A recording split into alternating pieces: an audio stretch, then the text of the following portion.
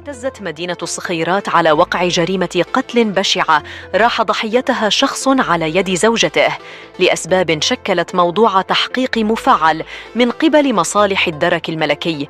وحسب مصادر مطلعة إلى أن الهالك تلقى طعنة غادرة بواسطة السلاح الأبيض داخل منزل الأسرة الكائن بإحدى الإقامات السكنية. وأضافت ذات المصادر: فإن الهالك فرق الحياة نتيجة النزيف الذي تعرض له بعد تلقيه طعنة بواسطة سلاح أبيض من طرف زوجته.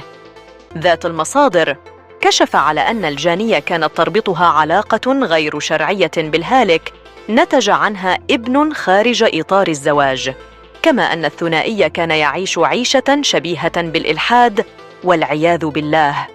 وحسب ما تداولته ساكنة الحي الذي وقعت فيه الجريمة، فقد كان الضحية يعمل بائعاً للسمك ويعاشر القاتلة المشتبه فيها، ويعيش معها تحت سقف منزل واحد بإحدى العمارات المخصصة لإيواء الأشخاص القادمين من دور الصفيح.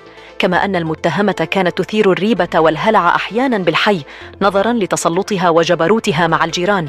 لا تنسوا الإعجاب بالفيديو والاشتراك بالقناة.